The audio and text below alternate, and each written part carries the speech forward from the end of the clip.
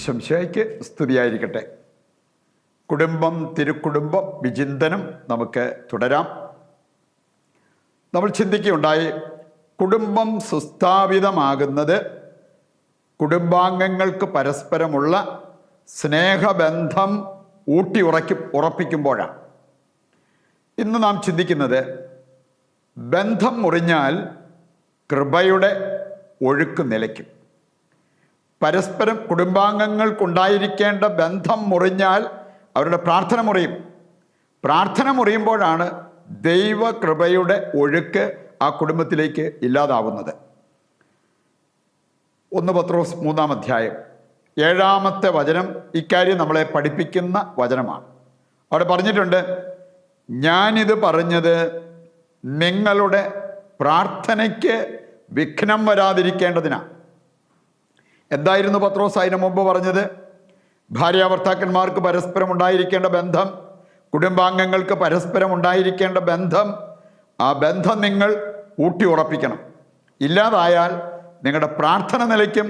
പ്രാർത്ഥന നിലയ്ക്കുമ്പോൾ ദൈവകൃപയുടെ ഒഴുക്ക് നിലയ്ക്കും. ഇന്ന് പല കുടുംബങ്ങളും നിർജീവാവസ്ഥയിൽ കഴിയുന്നതിൻ്റെ പ്രധാനപ്പെട്ട കാരണം ഇതാണ്. അവിടെ പ്രാർത്ഥനയില്ല. പ്രാർത്ഥനയില്ലാത്തതിൻ്റെ പ്രധാനപ്പെട്ട കാരണം അവർക്ക് പരസ്പരം ഉണ്ടായിരുന്ന ബന്ധം മുറിയപ്പെട്ടിരിക്കുന്നതാണ്. 2 കൊരിന്തോസ് 12-ാം അധ്യായം 7 മുതലുള്ള വചനഭാഗം നമുക്ക് തരുന്ന ഒരു സന്ദേശമുണ്ട്. അവിടെ പറഞ്ഞിരിക്കുന്നത്, പൗലോസ് അവൻ്റെ ജീവിതത്തിൽ ചില പ്രതിസന്ധികൾ നേരിട്ടു. അവൻ ദൈവത്തോട് പ്രാർത്ഥിച്ചു, ഫലം കണ്ടില്ല. വീണ്ടും പ്രാർത്ഥിച്ചു, ഫലം കണ്ടില്ല. അവൻ വീണ്ടും പ്രാർത്ഥിച്ചു. അപ്പോൾ അവന് ഒരു സന്ദേശം ലഭിച്ചു, നിനക്കെൻ്റെ കൃപ മതി. അതിനുശേഷം അവന് ആ ഒരു കാര്യം അവനെ അസ്വസ്ഥനാക്കിയില്ല. പിന്നീട് പൗലോസ് അതേക്കുറിച്ച് പറയുന്നേയില്ല. എന്ന് പറഞ്ഞാൽ, പ്രാർത്ഥനയുണ്ടെങ്കിൽ, നമ്മുടെ കുടുംബത്ത് പ്രാർത്ഥനയുണ്ടെങ്കിൽ, ശരിയായ സ്നേഹബന്ധമുണ്ടെങ്കിൽ, പ്രയാസങ്ങൾ പ്രതിസന്ധികൾ വന്നാലും അതിനെ തരണം ചെയ്ത് മുമ്പോട്ട് പോകാൻ നമുക്ക് സാധിക്കും എന്നുള്ള ആ ഒരു സന്ദേശമാണ്. വീണ്ടും നമ്മൾ കാണുന്നുണ്ട്, കൃപയില്ലാത്തവർക്ക്, പ്രാർത്ഥനയില്ലാതാകുമ്പോൾ കൃപയുടെ ഒഴുക്ക് നിലയ്ക്കും. കൃപയില്ലാത്തവർക്ക് പലതും, പ്രത്യേകിച്ച് സഹനങ്ങൾ, ഭാരപ്പെടുത്തുന്ന കാര്യങ്ങൾ ദുസ്സഹമായിട്ട് തോന്നും. എന്നാൽ കൃപയുള്ളവർക്ക് അതെടുക്കാൻ കുറച്ചുകൂടി എളുപ്പമാണ്. റോമാലേഖനം 8-ാം അധ്യായം 35 മുതൽ വായിക്കുമ്പോൾ പൗലോസ് പറയുന്നൊരു കാര്യമുണ്ട്, ക്രിസ്തുവിൻ്റെ സ്നേഹത്തിൽ നിന്ന് ആര് നമ്മെ വേർപെടുത്തും? പിന്നെ ഒരു വലിയ ലിസ്റ്റ് അവിടെ കൊടുത്തിരിക്കുന്ന കാണാൻ പറ്റും. സഹനമോ, പീഡനമോ, പട്ടിണിയോ, പഞ്ഞമോ, ആപത്തോ, നഗ്നതയോ, വാളോ, ഈ ലോകത്തിനോ മരണത്തിന് പോലും ക്രിസ്തുവിൻ്റെ സ്നേഹത്തിൽ നിന്ന് ഞങ്ങളെ അകറ്റാൻ പറ്റില്ല. പറയുന്നുണ്ട്, ഈ ഒരു കാര്യം പറയാൻ സാധിച്ചത് കൃപയുടെ നിറവിൽ ജീവിച്ചത് കൊണ്ടാണ്. ആ കൃപ ലഭിക്കണമെങ്കിൽ പ്രാർത്ഥന ആവശ്യമാണ്. ആ പ്രാർത്ഥന നടക്കണമെങ്കിൽ ബന്ധം നമ്മൾ കൂട്ടിയോജിപ്പിക്കണം. തകർന്നു കിടക്കുന്ന, മുറിഞ്ഞുപോയ ബന്ധങ്ങൾ കൂട്ടിയോജിപ്പിക്കുമ്പോഴാണ് ഇത് സാധ്യമാകുന്നത് എന്ന് നമുക്ക് മനസ്സിലാക്കിയിരിക്കാം. രണ്ടാമതായിട്ട് നാം മനസ്സിലാക്കിയിരിക്കേണ്ടത്, സാത്താൻ്റെ ലക്ഷ്യം നമ്മുടെ പ്രാർത്ഥനാ ജീവിതത്തിൽ കയറിപ്പറ്റുക എന്നുള്ളതാണ്.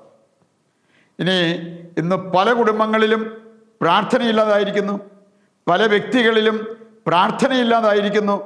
അവിടെയെല്ലാം വിജയം വരിക്കുന്നത് സാത്താനാണ്. അവൻ്റെ ഏറ്റവും വലിയ ലക്ഷ്യം എങ്ങനെയെങ്കിലും നമ്മുടെ പ്രാർത്ഥനാ ജീവിതത്തിൽ കയറി പറ്റുക, പ്രാർത്ഥന ബ്ലോക്ക് ചെയ്യുക, പ്രാർത്ഥിപ്പിക്കാതിരിക്കുക.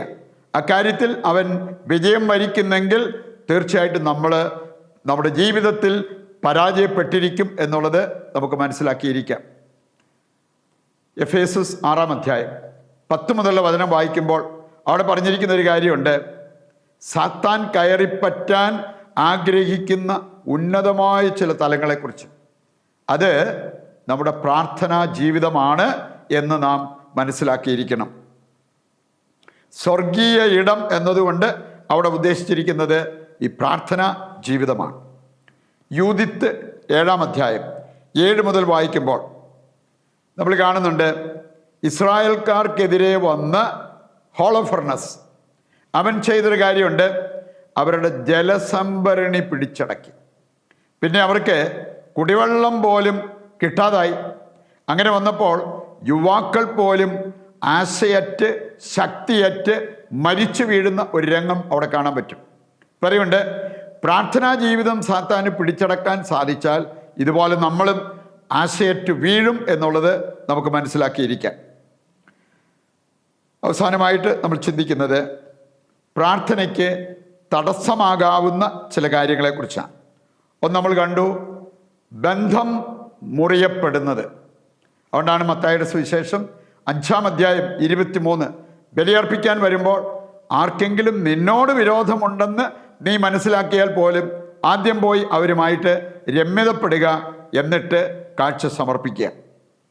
രണ്ടാമതൊന്ന് നമ്മൾ കാണുന്നുണ്ട്, പാപജീവിതമാണ് പലപ്പോഴും നമ്മുടെ പ്രാർത്ഥനയ്ക്ക് തടസ്സമാകുന്നത്. യോഹന്നാൻ സുവിശേഷം 9:31 പറഞ്ഞിട്ടുണ്ട്, പാപിയുടെ പ്രാർത്ഥന ദൈവം കേൾക്കുന്നില്ല. മൂന്നാമതൊരു കാര്യം കൂടി നമുക്ക് കാണാൻ സാധിക്കും. ലൂക്ക 21:34 മുതൽ വായിക്കുമ്പോൾ, സുഖലോലുപത, മദ്യാസക്തി, ജീവിത വ്യഗ്രത, ഇവ പ്രാർത്ഥനയ്ക്ക് തടസ്സം സൃഷ്ടിക്കുന്ന കാര്യങ്ങളാണ്. പ്രിയപ്പെട്ടവരെ, നല്ല പ്രാർത്ഥനാ ജീവിതം കൃപയുടെ നിറവിൽ ജീവിക്കാൻ നമ്മെ സഹായിക്കും. അങ്ങനെയുള്ളവർക്ക് നല്ല ഒരു കുടുംബജീവിതം സാധ്യമാകും എന്ന് മനസ്സിലാക്കിക്കൊണ്ട് അതിന് തീരുമാനമെടുത്ത് കുടുംബ പ്രതിഷ്ഠയിലേക്ക് നമുക്ക് പ്രവേശിക്കാം. നമ്മളിന്ന് ഒരു കോമൺ നിയോഗമായിട്ട് വയ്ക്കുന്നത് വീട് പണി തടസ്സം മാറാൻ, അതുപോലെ തന്നെ പണി തുടങ്ങിയിട്ട് പണി പൂർത്തിയാക്കാൻ പറ്റാത്ത കുടുംബങ്ങളെ പ്രത്യേകം ഓർത്ത് പ്രാർത്ഥിക്കാം. ഇന്നത്തെ നമ്മുടെ എല്ലാ ആവശ്യങ്ങളും ഇന്നത്തെ പ്രാർത്ഥനാ നിയോഗങ്ങളും യേശുവിൻ്റെ തിരുഹൃദയത്തിൽ പ്രതിഷ്ഠിച്ച് നമുക്കിപ്പോൾ കുടുംബ പ്രതിഷ്ഠയിൽ പങ്കുചേരാം. ഈശോയുടെ തിരുഹൃദയമേ, ഞങ്ങളെയും ഞങ്ങളുടെ കുടുംബത്തെയും ഞങ്ങൾ അങ്ങേക്ക് പ്രതിഷ്ഠിക്കുന്നു. ഞങ്ങളുടെ കുടുംബത്തിൽ അങ്ങ് രാജാവായി വാഴണമേ. അങ്ങയുടെ തിരുരക്തത്താൽ ഞങ്ങളെ മുദ്ര ചെയ്യണമേ. ഞങ്ങളുടെ എല്ലാ ഉദ്യമങ്ങളെയും ആശീർവദിക്കുകയും എല്ലാ വിപത്തുകളിൽ നിന്നും ഞങ്ങളെ സംരക്ഷിക്കുകയും ചെയ്യണമേ. ഞങ്ങളുടെ പാപങ്ങൾ ക്ഷമിക്കുകയും മേലിൽ പാപം ചെയ്യാതിരിക്കാൻ ഞങ്ങളെ സഹായിക്കുകയും ചെയ്യണമേ. ഞങ്ങളുടെ കുടുംബത്തെ തിരുക്കുടുംബത്തിൻ്റെ സാദൃശ്യത്തിൽ രൂപപ്പെടുത്തണമേ. മറിയത്തിൻ്റെ വിമല ഹൃദയവും മാറി യൗസേ പിതാവും ഞങ്ങളുടെ പ്രതിഷ്ഠ അങ്ങേക്ക് സമർപ്പിക്കുകയും ജീവിതകാലം മുഴുവൻ ഇതിൻ്റെ സജീവ സ്മരണ ഞങ്ങളിൽ നിലനിർത്തുകയും ചെയ്യട്ടെ. ഈശോയുടെ തിരുഹൃദയമേ, ഞങ്ങളെ അനുഗ്രഹിക്കണമേ. വിശുദ്ധ മർഗരീത്ത മറിയമേ, ഞങ്ങൾക്ക് വേണ്ടി അപേക്ഷിക്കണമേ. നമുക്കിനി താഴ്ന്ന സ്ഥലത്തിൽ കർത്താവിനെ സ്തുതിച്ചുകൊണ്ട് ദിവ്യകാരുണ്യത്തിൻ്റെ ആശീർവാദത്തിനായിട്ട് ഒരുങ്ങുകയും ചെയ്യാം. യേശുവേ നന്ദി, യേശുവേ സ്തുതി. Hallelujah, hallelujah. കർത്താവേ, ഞങ്ങളെയും ഞങ്ങളുടെ കുടുംബത്തെയും ലോകമാസകലമുള്ള എല്ലാ കുടുംബങ്ങളെയും അങ്ങയുടെ തിരുഹൃദയത്തിലും പരിശുദ്ധ അമ്മയുടെ വിമല ഹൃദയത്തിലും ഞങ്ങൾ പ്രതിഷ്ഠിക്കുന്നു. ഞങ്ങളെ സംരക്ഷിക്കണമേ, ഞങ്ങളെ പരിപാലിക്കണമേ, ഞങ്ങളെ അനുഗ്രഹിക്കണമേ. യേശുവേ നന്ദി, യേശുവേ സ്തുതി, യേശുവേ സ്തോത്രം.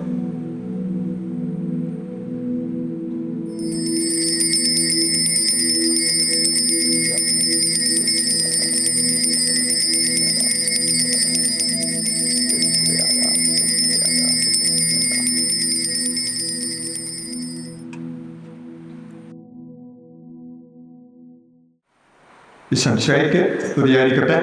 ദൈവം നിങ്ങളെ സമർത്ഥമായി അനുഗ്രഹിക്കട്ടെ.